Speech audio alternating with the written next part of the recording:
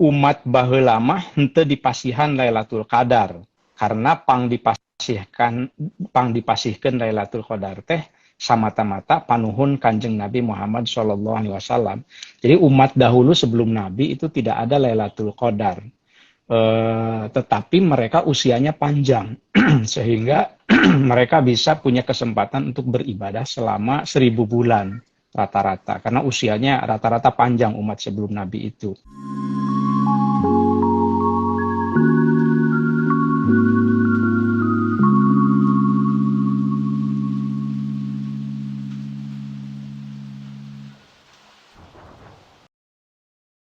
Bismillahirrahmanirrahim.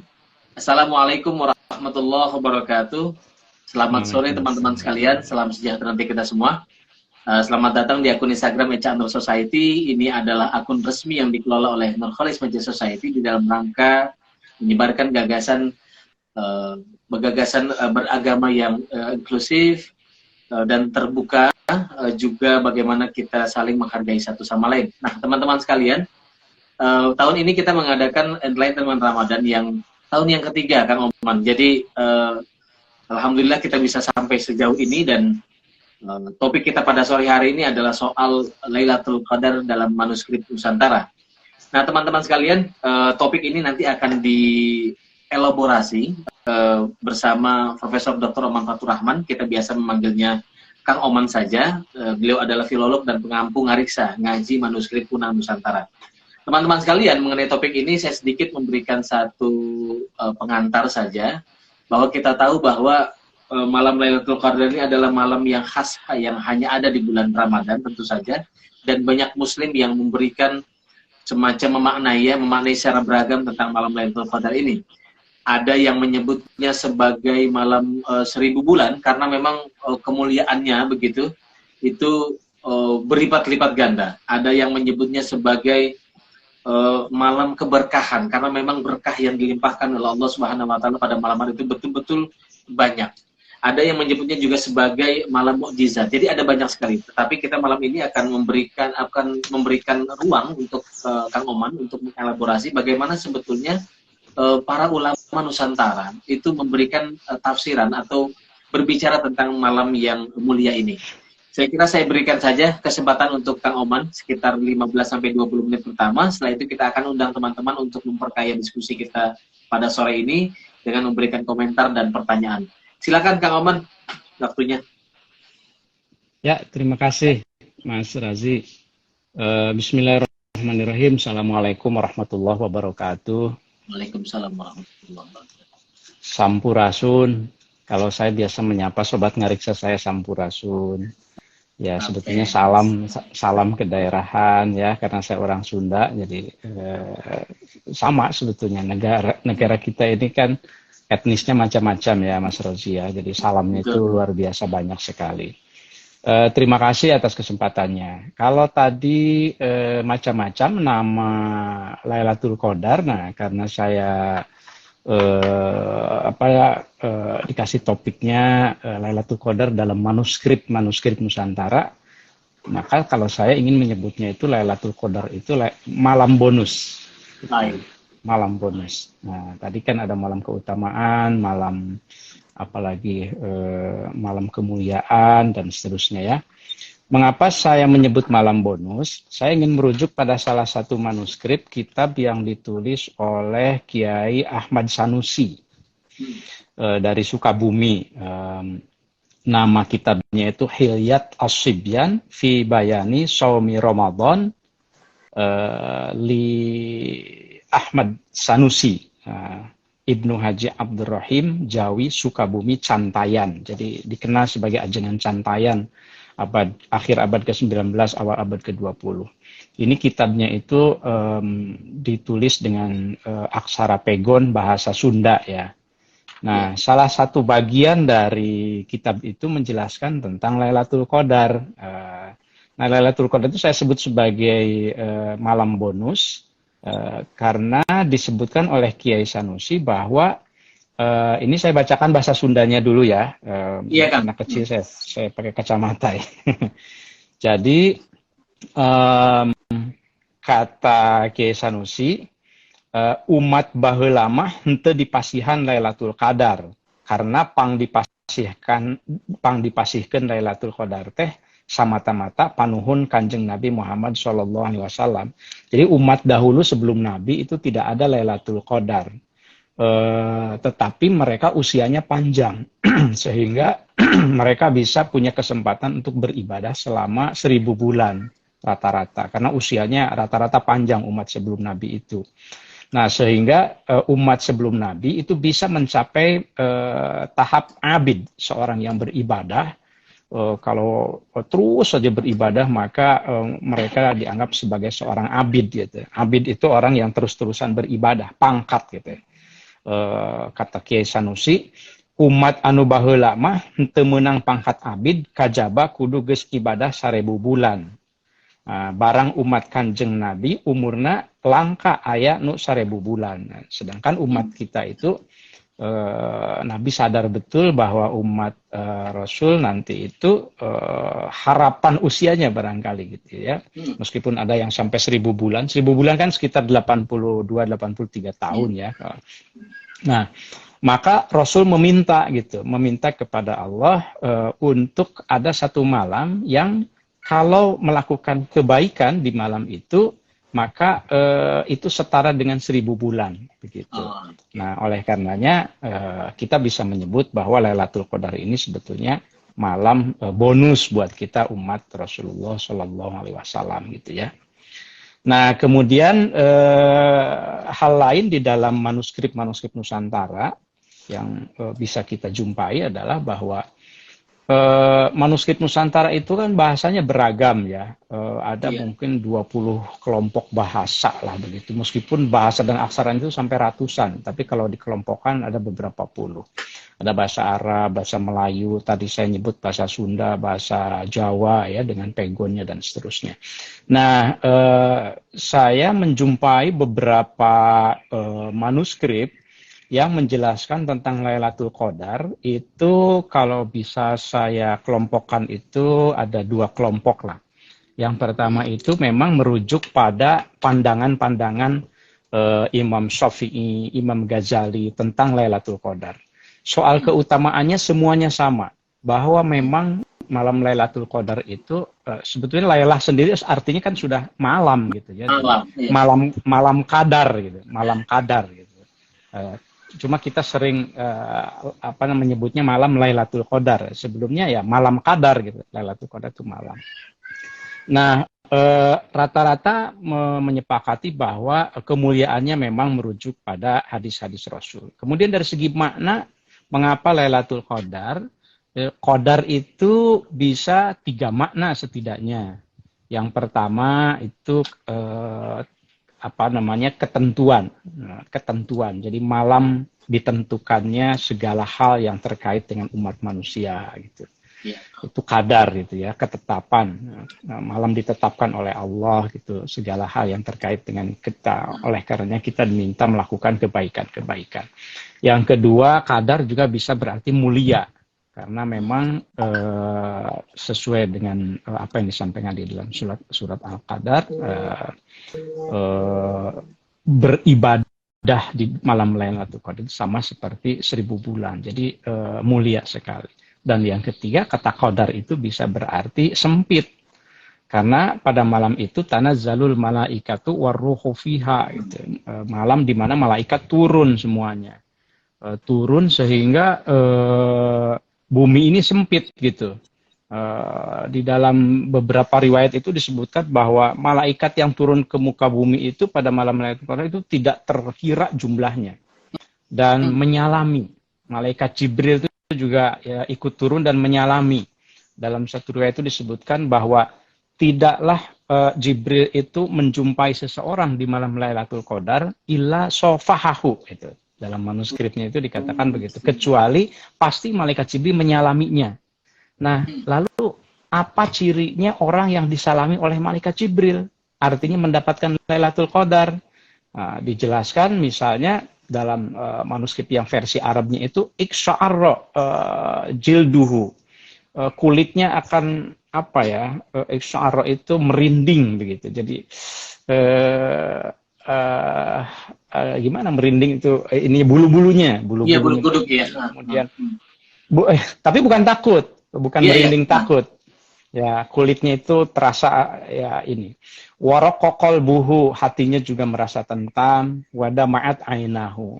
Air matanya juga bisa berlinang air mata yang menunjukkan bahwa dirinya tentram gitu. Tenang, tenang.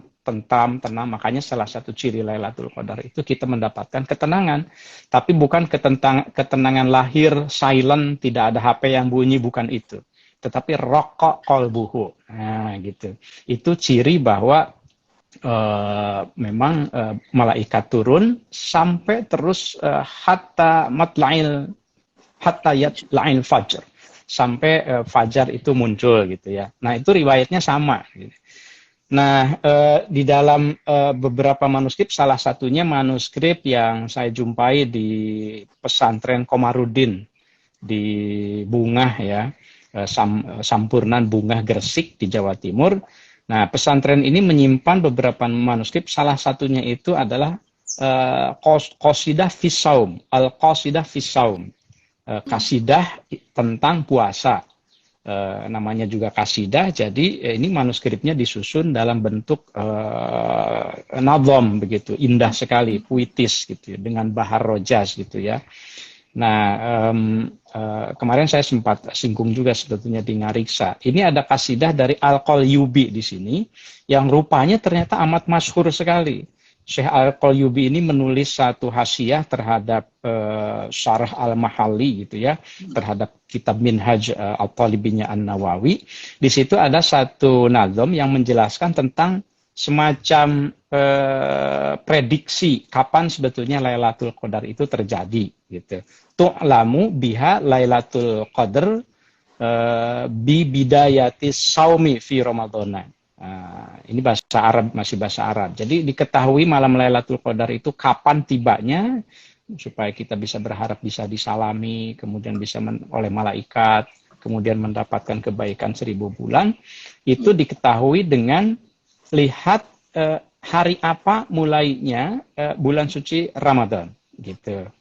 Misalnya kalau yang versi Arab itu di sini menyebutkan, saya baca sekilas saja tapi ya awalnya tidak saya baca semua.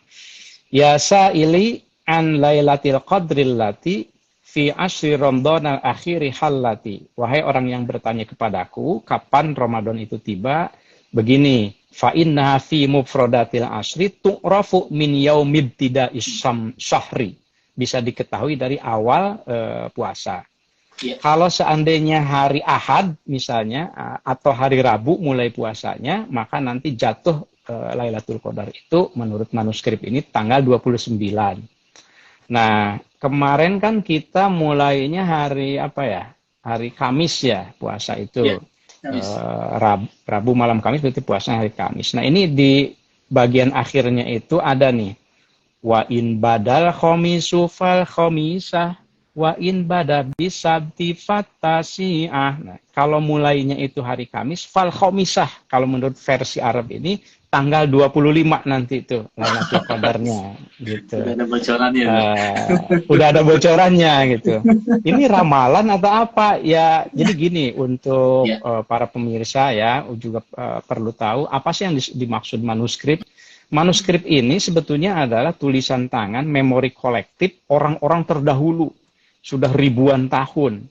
Jadi apa yang disampaikan dalam manuskrip itu sebetulnya merupakan hasil pengalaman empirik yang berulang-ulang, memori kolektif. Jadi walaupun ini sifatnya ramalan, jangan dikira tidak ada sanadnya. Betul. Nah, ketika saya lacak sanadnya, ini riwayat yang ini itu bisa dilihat ternyata disampaikan juga oleh Imam Syafi'i dan Imam Ghazali, versi yang ini. Versi yang ini itu maksudnya versi bahwa kalau mulainya Ramadan itu pada hari Kamis, maka jatuhnya itu pada tanggal 25 Ramadan. Kalau mulainya itu hari Ahad dan Rabu, itu jatuhnya tanggal 29 Ramadan. Pokoknya ganjil. Malam ke-25. Ya, betul, malam ke-25. Jadi malam ganjil. Ya, betul. Nah, ini malam ke-25 jangan kemana-mana nih, harus siap-siap taraweh supaya ini. Nah, tetapi gini, ada versi yang kedua, riwayat yang kedua, yaitu dari manuskrip yang murni berbahasa Melayu. Nah, kalau tadi kan bahasa Arab ya, kelihatannya ini sanadnya agak berbeda nih. Ada satu manuskrip yang saya terima dari saudara saya Maskur Safruddin dari Museum Pedir di Aceh. Nah, ini bunyinya begini nih. Bab ini alamat pada mengenal malam Lailatul Qadar apabila adalah awal bulan Ramadan itu pada hari Jumat adalah malam Lailatul Qadar 29. Nah, saya loncat pada yang hari Kamis. Kalau seandainya terjadinya apa namanya awal malam Lailatul Qadar itu awal bulan puasa itu pada Kamis, maka terjadinya itu bukan saya bacakan aja. Apabila awalnya pada hari Khamis adalah malam Lailatul Qadar pada malam 23. Oh, Oke. Jadi beda ada gitu beda. ya. Nah, saya kan penasaran loh, kok agak beda gitu. Saya cari lagi manuskripnya. Jadi saya ini memang pemburu manuskrip, Mas Rozi ini. Saya penasaran tuh. Saya cari lagi versi yang lain. Ada manuskrip tidak ada judulnya, tapi halaman depannya itu, bagian awalnya judulnya, inilah kira-kira malam Lailatul Qadar. Nah, jika permulaan puasa pada malam Jumat, kurang esa 20. Berarti ini malah tanggal 19 juga ada nih gitu. Lalu yang kalau hari Kamisnya di sini, kalau seandainya hari Kamis, jika Khamis 23. Ternyata 23 juga gitu. Okay. Maka ini kemudian setelah saya kumpulkan ada 3 manuskrip Melayu ya yang tentang Lailatul Qadar. Para penulis Melayu itu riwayatnya itu bahwa kalau mulai hari Kamis maka tanggal 23. Sementara kalau kita ambil dari Imam Al-Qayyubi, Imam Syafi'i dan Imam Al-Ghazali itu malam 25 gitu. Nah, tetapi pada akhirnya ini sebagai clue-nya barangkali ya, bahwa tentu saja itu adalah ijtihad.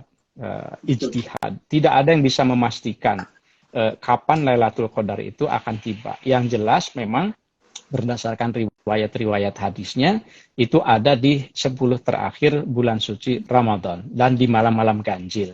Oleh karena bisa saja tanggal 21, tanggal 23 atau sampai tanggal 29. Yang paling penting buat kita adalah bagaimana semaksimal mungkin memanfaatkan 10 hari terakhir bulan Ramadan itu justru untuk lebih istiqomah. Karena biasanya kan ini kalau seandainya kalau kita lihat fenomena masyarakat, justru 10 hari terakhir itu konsentrasi sudah agak bergeser dari taraweh ke menyiapkan baju lebaran. Biasanya begitu. Nah, mudik betul, mudik juga gitu ya.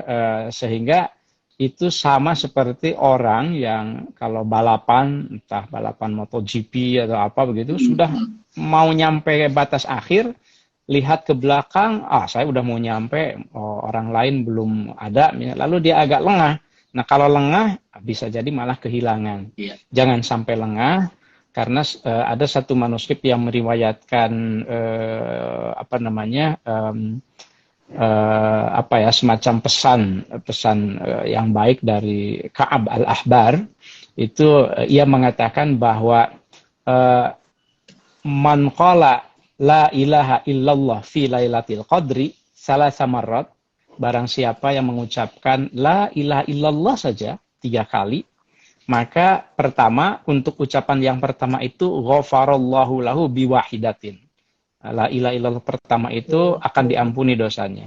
Yang kedua, wanaja minan nari biwahidatin. Nah, ucapan la ilaha illallah yang kedua itu akan mendapatkan keselamatan dari Allah. Dan yang ketiga, wa adkhalahul jannata biwahidatin.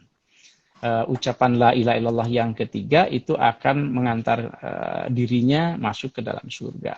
Tentu saja ini adalah bonus-bonus yang tidak kita peroleh di bulan-bulan yang lain. Oleh karenanya ya mudah-mudahan kita bisa memanfaatkan bulan ini dan apa namanya, kita juga bisa belajar dari tulisan-tulisan cipta karya para ulama Nusantara kita yang memang banyak, termasuk tentang Lailatul Qadar ya. Saya kira itu sementara dari saya, Mas Rozi. Baik, Kang Oman, terima kasih banyak. Kita mendapatkan satu ulasan yang saya kira cukup komprehensif. Tadi membentangkan beberapa pendapat dari para ulama Nusantara, termasuk juga ulama seperti Imam Syafi'i, Al-Ghazali, dan juga disampaikan. Dan saya kira ini perspektif yang beragam, dan tentang kejatuhannya sendiri itu kapan, itu memang adalah ketentuan Allah tentu saja, tetapi memang ada banyak sekali ikhtiar atau ijtihad tadi yang disebut ijtihad.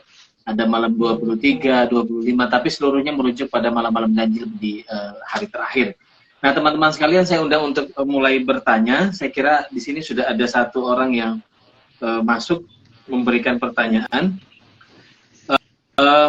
O3 ternyata.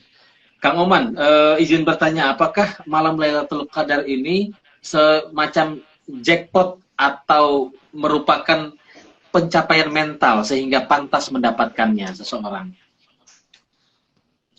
Dari siapa ini? Jadi dari Sigit. Ada dari Sigit 234. Oh, Sigit ya. Oh ya, Mas Sigit. Ya. Ya, kalau semacam jackpot, saya kira begitu. Kiai Ahmad Sanusi itu tadi menjelaskan secara khusus gitu ya, bahwa umat terdahulu itu tidak mendapatkan Lailatul Qadar. Ini syafaat dari Rasul. Yang kita tahu bahwa yang bisa memberikan syafaat itu hanya Rasulullah Shallallahu Alaihi Wasallam. Dan ini merupakan, kita harus meyakini bahwa ini merupakan keunggulan dan kelebihan dari umat Rasul gitu. Tetapi tentu saja nanti harus dilihat bahwa kebaikan yang diperoleh oleh dirinya, oleh seseorang yang mendapatkan pahala katakanlah di Lailatul Qadar, itu juga harus punya imbas terhadap kemaslahatan umum. Jadi kalau orang yang mendapat Lailatul Qadar itu di bulan suci Ramadan, ya dapat jackpot begitu, istilahnya harus bayar zakat tuh 2,5% gitu. Berarti zakatnya itu istilahnya kebaikannya harus dirasakan kemanfaatannya oleh orang lain setelah selesai bulan suci Ramadan juga gitu. Ya memang orientasinya bukan hanya pada individual ya Kang Oman ya, tetapi bagaimana punya implikasi yang sangat saya kira implikasi sosial tadi ya. Ya, kita apa namanya, meskipun pendek, ada satu hadis itu yang sangat powerful kalau menurut saya, kalau diamalkan ya. Khairun nas anfa'uhum linnas. Sebaik-baik manusia itu adalah yang paling bermanfaat buat orang lain. An-nas loh, bukan kalimat itu bukan al-mu'minin misalnya, al-muslimin bukan, tapi khairun nas. Sebaik-baik manusia itu yang paling bermanfaat. Nah, walaupun dapatnya dikit, mungkin punya ilmunya dikit, dan kebetulan di bulan suci Ramadan misalnya pas Lailatul Qadar merasa insaf banget, karena kan jangan lupa di dalam 10 hari terakhir itu khususnya, itu kan kita disarankan untuk i'tikaf. Kalau lihat pembahasan manuskripnya Kiai Hasan Sanusi, Ahmad Sanusi, itu di atasnya itu Lailatul Qadar, di bawahnya itu nyambung dengan i'tikaf.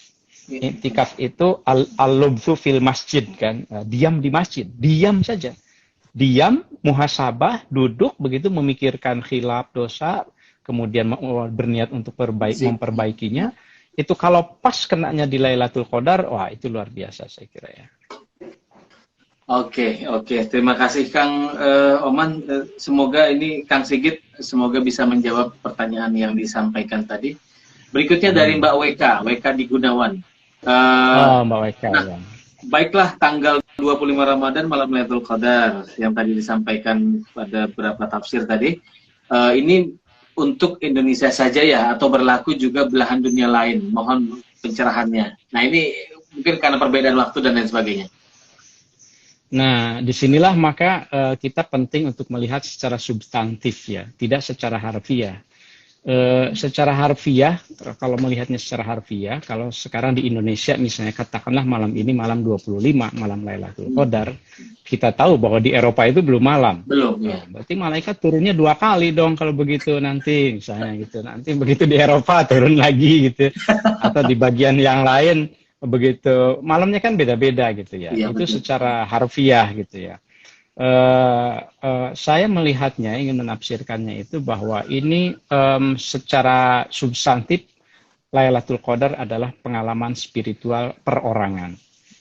Beda dengan secara lahir puasa, puasa hari Kamis, lalu puasa yang di Indonesia hari Kamis, kemudian besok puasa yang di Eropa itu siangnya, beberapa jam kemudian dan seterusnya. Ya, karena pengalaman spiritual malah bisa jadi beda.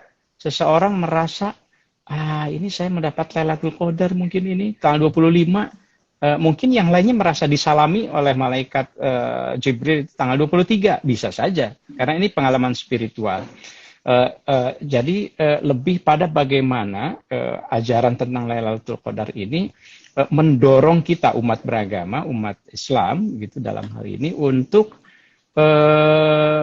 jangan lengah di akhir bulan suci Ramadan. Harus diintip lah begitu ya. Dapatnya itu malam kapan, itu hanya Allah yang maha mengetahuinya, rahasia Allah gitu. Bisa jadi beda-beda gitu. Ya, Saya kira begitu Mbak Weka. Iya betul, karena pengalaman spiritual tadi mungkin Mbak Weka ya berbeda-beda karena ya rasanya atau situasi hati ya, situasi batin juga berbeda, zikirnya dan lain sebagainya. Jadi betul-betul lebih kepada itu pengalaman personal. Nah, ada berikutnya dari Lingkar Filologi Ciputat ini, LFC Filologi. Iya. Assalamualaikum, izin bertanya, Prof. Oman, tanda-tanda Lailatul Qadarnya juga disebutkan di dalam, apakah ciri atau tanda-tanda Lailatul Qadar itu disebutkan di dalam manuskrip tadi? Ya betul disebutkan di dalam, tadi saya menyebutkan yang versi Arab ya, versi Arabnya itu salah satunya ada suasana yang tentram, ada suasana yang dingin. Bisa jadi sekali lagi karena ini pengalaman spiritual, bisa jadi orang per orang itu beda-beda, bahkan ada yang tidak mendapatkannya. Kata orang dingin tapi saya merasa biasa-biasa saja malam ini misalnya, kan bisa saja karena ini memang pengalaman spiritual gitu ya. Tadi salah satu cirinya itu seseorang yang mendapatkan Lailatul Qadar itu secara kejiwaan dirinya merasa tentram, merasa bahkan biasanya tidak nangis, mungkin nangis. Alam ini angin seolah-olah berhenti bertiup begitu. Mungkin kalaupun bertiup itu sepoi-sepoi itu kedengaran gitu. Katanya kan begitu, angin tidak bertiup kencang katanya. Rokok kolbuhu itu menjadi lembut yang biasanya mungkin bedegong begitulah kata orang Sunda mah. Apa ya? Apa bedegong agak nakal gitu, bangor gitu hatenya tuh gitu. Tapi tiba-tiba pada malam itu tuh inginnya tuh berbuat baik saja, inginnya itu rokok kolbuhu itu begitu, lembut hatinya itu, tidak ingin marah, inginnya memaafkan orang lain, inginnya bersedekah misalnya gitu ya, bahkan tiba-tiba ingin memaafkan orang yang sudah menyakiti dirinya. Kalau memberi maaf kepada orang yang biasa-biasa saja, tidak menyakiti mungkin biasa, tapi ini saya kok pengen tiba-tiba itu ingin silaturahmi ke siapa begitu, itu rokok kolbuhu gitu. Itu salah satu ciri-ciri yang mungkin ada. Dan di dalam manuskripnya juga sama ya. Sebetulnya di Kiai Ajengan Sanusi juga yang Hilyat As-Sibyan ini fi Bayani Syahri Ramadan ada juga. Nah, tetapi bagian mananya saya harus mencari, mungkin tidak sempat ya. Gitu. Oke, saya kira karena ini pengalaman spiritual dan tentu saja berbeda-beda, tetapi yang biasa disebut di dalam banyak penjelasan mengenai malam Lailatul Qadar itu ya malamnya tuh suasananya tenang, pohon-pohon juga terlihat merunduk begitu, angin juga bertiup. Jadi itu situasi ya, dan itu tidak semua orang merasakan itu ya Kang Oman ya, karena ya tadi itu beda-beda, betul, perspektifnya beda-beda. Iya, dan itu mengapa Rasul saya kira ya di akhir di 10 hari terakhir itu sebetulnya tidak memberikan kepastian tanggal, tapi yang diberikan oleh Rasul itu apa yang harus dilakukan. Rasul itu pernah ditanya, pernah mengabarkan lah kepada para sahabatnya, ini di akhir 10 hari terakhir ada malam Lailatul Qadar ya, tapi saya lupa harinya. Ya, satu riwayat itu menyebutkan begitu. Tetapi lakukan saja apa yang saya lakukan. Nah, kemudian kalau kita lihat, ini juga ada satu manuskrip yang sering saya bacakan itu Tuhfatul Ikhwan fi Qiraatil Mi'ad fi Rajab wa Sya'ban wa Ramadan. Nah, ini berbahasa Arab, karangan Ahmad bin Hijazi. Ahmad bin Hijazi itu seorang ulama abad ke-14 bahkan ya, setelah Al-Ghazali. Nah, di situ ada satu riwayat yang dikutip bahwa yang dilakukan oleh Rasul ketika 10 hari terakhir bulan Ramadan itu adalah mengencangkan sarungnya, kan gitu. Mengencangkan sarungnya itu ya, kalau sarung kan bahasa kita lah gitu. Mungkin gamis mungkin, pokoknya siap-siap untuk ibadahnya itu diperkuat lagi gitu. Kemudian juga wa ahya lailahu, malamnya betul-betul dihidupkan. Kemudian wa aiqadha ahlahu, dan keluarga dibangunkan untuk ibadah malam. Jadi lebih ini lagi, idza dakhala al-asrul akhir itu syadda gitu. Syadda, Rasul itu lebih mengencangkan gitu, syadda itu. Nah, itu dalam riwayat-riwayatnya. Itu saja yang harus dilakukan gitu ya. Kalau soal dapat atau tidaknya ya kita serahkan sama Allah, yang penting kita ikhlas lah gitu. Iya, betul.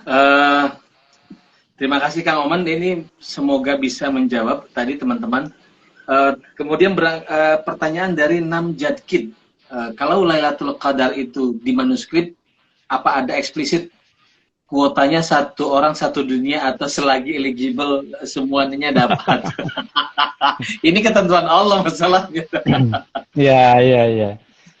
Iya, tidak ada untuk satu orang, unlimited ini. Tetapi memang itu mengapa para ulama termasuk Prof. Quraish Shihab itu kan memberikan makna qadar tadi itu yang ketiga ya, sempit ya. Dan ada di dalam Al-Qur'annya kan, yang kata qadar yang berarti sempit gitu. Nah, karena memang malaikat itu turun secara berbondong-bondong dari arsy begitu, sehingga sempit begitu. Nah, jatahnya berapa orang? Saya kira tidak. Tetapi juga sekali lagi saya ingin mengingatkan ini para pemirsa semuanya, jangan selalu memahami teks itu secara harfiah gitu. Sempit berarti coba nanti lihat, benar nggak nih di 10 hari terakhir itu kelihatan sempit dunia. Itu mungkin saja terjadi, bagi orang-orang tertentu yang dibukakan oleh Allah gitu, ilmu Allah bagi dirinya, hatinya, dia mungkin bisa melihat bahwa pada malam itu cahaya bulan juga tidak bersinar secara terang banget begitu, tapi juga tidak hujan, tidak angin gitu ya, karena memang ada malaikat yang turun memenuhi langit dan bumi. Ketika dari Sidratul Muntaha, bahkan di sini di dalam salah satu riwayat ini disebutkan inna Sidratul Muntaha ala haddis sama isabi'ah, sampai malaikat yang di Sidratul Muntaha sampai yang di langit ketujuh itu semuanya turun gitu. Fiha malaikatun la yu'lamu iddatuhum, jumlahnya itu tidak diketahui. La ya'lamu iddatuhum illallah, hanya Allah yang tahu. Tapi semuanya itu ditugaskan untuk ayyanzila fi kulli lailati qadrin gitu, untuk memberikan selamat kepada orang-orang yang beribadah pada malam itu, dan untuk menyalami gitu, memberikan kalau istilah dalam manuskripnya itu ar-ra'fah war-rahmah gitu. Jadi ada dua hal yang diberikan oleh para malaikat itu, yaitu ar-ra'fah war-rahmah, kelembutan dan kasih sayang. Orang yang mendapatkan Lailatul Qadar, maka seharusnya ia akan lebih menyayangi makhluk di langit dan di bumi, khususnya di bumi tentu saja ya. Nanti kalau ia bisa menyayangi makhluk yang di bumi, maka yarhamhum man fis sama, ia akan juga dikasihi oleh makhluk yang ada di langit. Intinya adalah menyayangi. Kira-kira begitu. Baik, Kang Oman, ini semoga menjawab tadi Mas Namjadkid. Berikutnya ini ada dari Unes Yunizar Arman Saputra. Ustaz, kalau misalnya malam Lailatul Qadar aslinya misalnya jatuh di bulan Ramadan pada tanggal ganjil di musim panas, karena Lailatul Qadar berdasarkan kalender bulan. Karena Lailatul Qadar berdasarkan kalender bulan, maka kemungkinan kecil kita dapat Lailatul Qadar karena kalender Islam tidak mengikuti musim. Bagaimana? Ini pertanyaannya kurang ini juga. Kalau misalnya malam Lailatul Qadar aslinya misalnya jatuh pada bulan Ramadan di tanggal ganjil di musim panas, Oke. Karena Lailatul Qadar berdasarkan kalender bulan, maka kemungkinan kecil kita dapat Lailatul Qadar karena kalender Islam tidak mengikuti musim, katanya. Kalender Islam tidak mengikuti musim. Ini masih terpatok. Ya, mohon maaf kalau saya kurang persis bisa memahami, tetapi di dalam bulan yang kita ikuti untuk menetapkan Lailatul Qadar kan itu ada malam pertama, malam kedua, malam ketiga. Apapun musimnya, saya kira ya, apapun musimnya, mau musim panas, mau musim apa, selalu ketika teng maghrib, maka itu adalah malam pertama kita melaksanakan ibadah di bulan suci Ramadan. Ketika maghrib itu, kan hijriah kan hitungannya kan, yang dimaksud dengan Kamis itu adalah ketika Rabu maghrib tiba, itu sudah masuk Kamis kalau hijriah. Makanya di malamnya kita sudah taraweh, besoknya kita puasa. Kemudian masuk yang berikutnya berarti genap, malam kedua. Itu saja yang dihitung, apapun musimnya saya kira ya. Mungkin karena dia maksudnya tadi kalau malam musim panas itu malamnya jadi lebih panjang, siangnya jadi lebih panjang. Oh itu ya. Mungkin itu ininya. Siangnya lebih panjang. Oh mungkin maksudnya itu. Mungkin.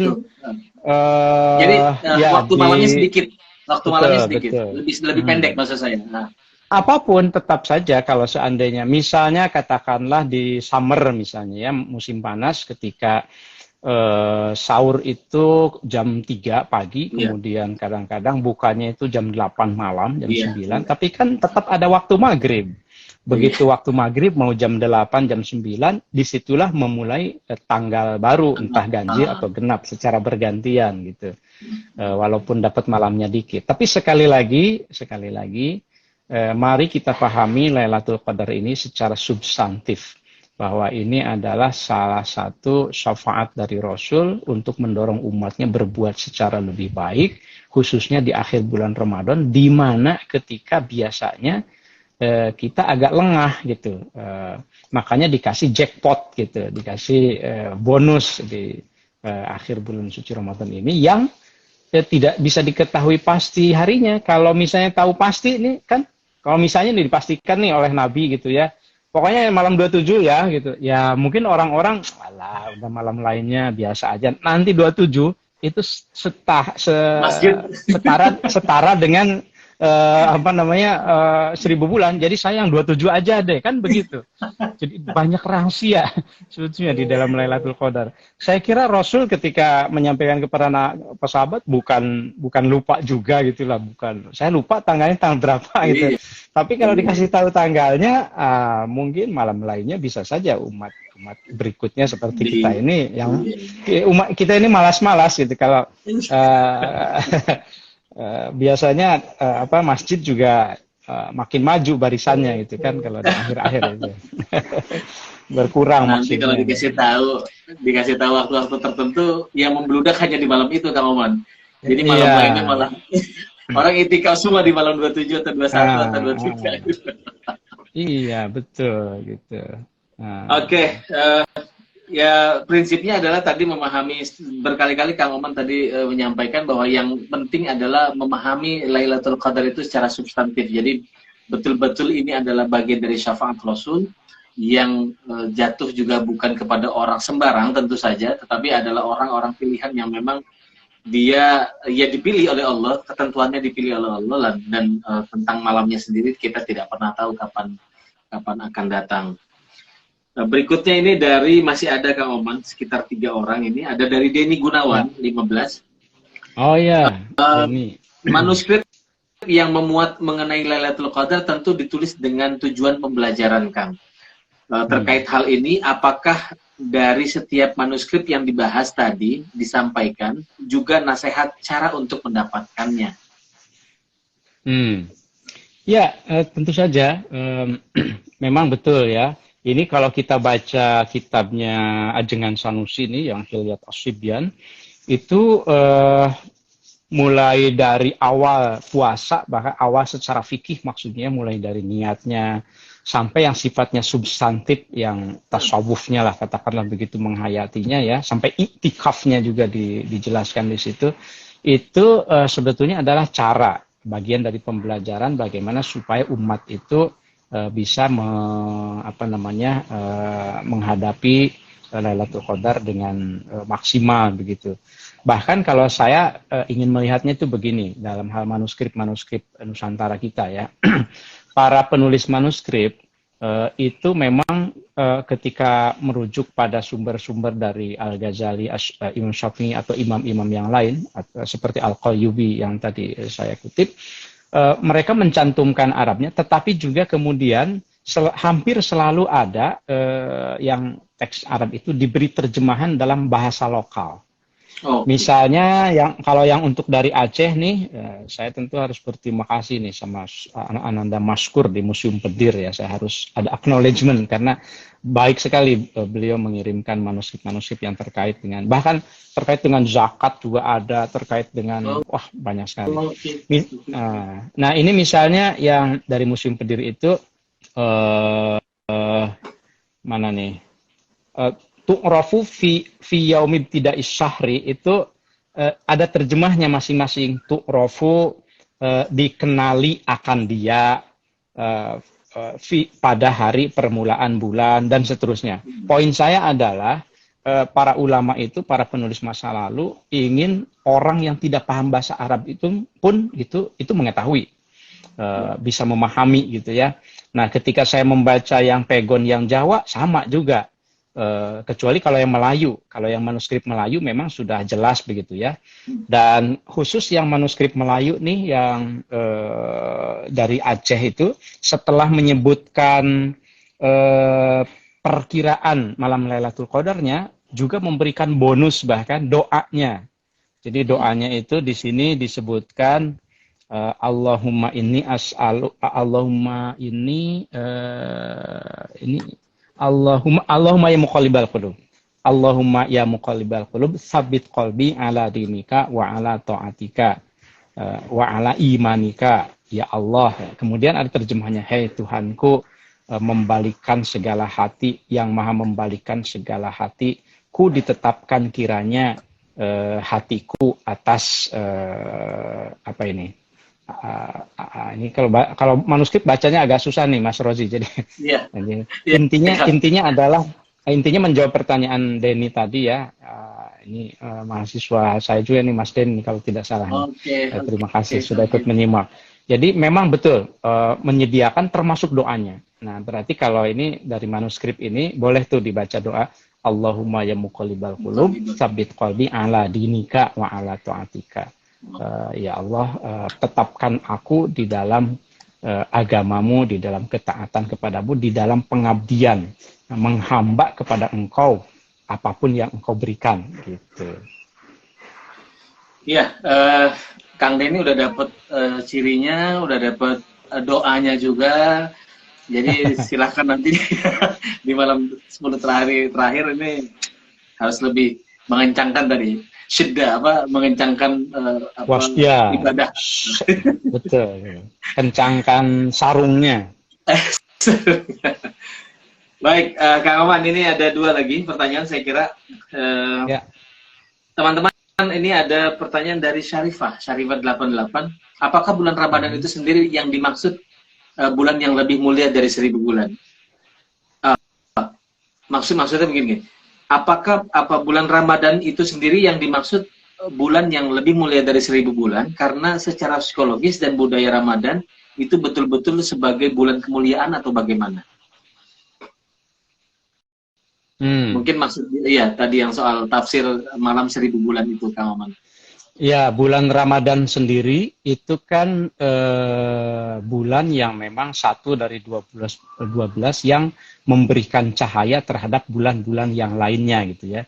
Makanya kalau di dalam tradisi manuskrip Nusantara itu teks-teks khutbah Jumat, khutbah Ramadan khususnya menjelang Idul Fitri, itu biasanya pembukaannya itu diawali dengan misalnya Alhamdulillahilladzi ja'ala Ramadana syahron nawaro al-ashhur. Pokoknya saya lupa persisnya karena saya tidak membacanya, tapi saya pernah menemukannya di dalam. Misalnya khutbah-khutbah Jumat dari Ambon gitu ya, yang dari dari pemilik manuskrip di Ambon tentang manuskrip khutbah Jumat di bulan Ramadan, itu seringkali dihiasi dengan iluminasi yang indah, kemudian juga dengan susunan kata-kata yang menggambarkan kemuliaan Ramadan. Ramadannya itu sendiri memang sudah mulia. Nah, sekarang ada Lailatul Qadar di bulan suci Ramadan. Jadi ditambah-tambah lagi kemuliaannya. Bahkan kalau kita melihat akar kata Ramadan itu sendiri kan romad ya. Ramadan itu kan membakar ya. Rahaka itu, membakar dosa-dosa. Sehingga ini kesempatan kita di bulan suci Ramadan ini untuk membersihkan diri kita gitu ya. Saya kira ya ada kaitannya dengan kemuliaan bulan suci Ramadan. Baik, Mbak Syarifah semoga bisa menjawab. Ini terakhir saya kira teman-teman sekalian. Ada Niken Rahmat. Izin bertanya Ustadz, kalau Lailatul Qadar merupakan pengalaman pribadi, apakah mungkin persepsi tanda-tanda berbeda di masing-masing orang yang mengatakan mengalaminya? Ya, saya kira memang akan berbeda ya, akan berbeda-beda. Ini pengalaman spiritual. Imam Ghazali juga bisa jadi pengalaman yang dialami oleh beliau itu mungkin berbeda dengan imam yang lain gitu. Itu mengapa Imam Ghazali punya teori yang tanggal sekian gitu ya. Mungkin karena pengalaman spiritualnya gitu kan. Yeah. Nah, tetapi kan ini contoh teladan dari orang-orang suci, orang-orang yang keilmuannya juga kita akui, kesalehannya kita akui, sudah 900 tahun pun karyanya masih dibaca gitu. Nah, kita ngambil inspirasi dari orang-orang saleh ini, mudah-mudahan kita juga bisa mengalami pengalaman spiritual yang sifatnya personal itu. Bisa jadi berbeda satu orang dengan yang lain, saya kira ya. Gitu. Tadi sudah kita singgung juga ya soal itu. Betul, betul. Baik, Kang Oman, saya kira kita harus sudahi diskusi kita pada sore hari ini. Saya senang sekali dapat banyak sekali insight dari Kang Oman dan teman-teman sekalian, tentu saja juga lebih memperkaya lagi diskusi kita pada sore hari ini. Ada banyak sekali kalau saya sebutnya sebagai oleh-oleh pada sore hari ini yang kalau kita ulang itu bahwa malam Lailatul Qadar ini adalah bonus. Di awal tadi disampaikan ini adalah bonus bagi kita umat muslim yang memang harus dimaknai secara substantif. Jadi malam ini bukan malam yang artinya di dalam hitungan matematis begitu, tetapi memang dia adalah satu pengalaman batin, pengalaman spiritual yang tentu saja berbeda satu sama lain pengalamannya dengan teman-teman yang lain. Nah, gambaran-gambaran yang disampaikan oleh Kang Oman tadi dari mulai ulama Nusantara, kemudian para imam-imam besar, ini adalah semacam teladan atau inspirasi dari orang-orang besar, orang-orang soleh, di mana mungkin kita bisa belajar dari dari kecerdasan mereka, dari pengalaman mereka untuk bisa sampai kita amalkan amalan-amalan mereka, ilmu mereka untuk kita bisa mendapatkan bulan Ramadan ini menjadi lebih baik lagi. Saya kira itu. Terima kasih Kang Oman atas pencerahannya pada sore hari ini, dan teman-teman sekalian juga terima kasih sudah memperkaya diskusi pada sore hari ini. Kita kembali lagi besok di jam yang sama. Besok akan hadir Kang Zaki Khairul Umam, akan bicara mengenai mengurai fitrah. Ini dari London ini. Dari London tuh, teman kita dari London. Itu beliau juga ahli manuskrip juga itu. Ini juga makanya saya bilang nih kan harus Mas Zaki harus bicara. Tapi besok akan bicara soal fitrah. Jadi tentang fitrah manusia, mengurai fitrah manusia. Nanti kita nantikan. Semoga teman-teman yang sudah hadir hari ini bisa bergabung lagi pada besok sore. Terima kasih atas waktunya. Terima kasih. Terima kasih. Assalamualaikum warahmatullahi wabarakatuh. Waalaikumsalam warahmatullahi wabarakatuh.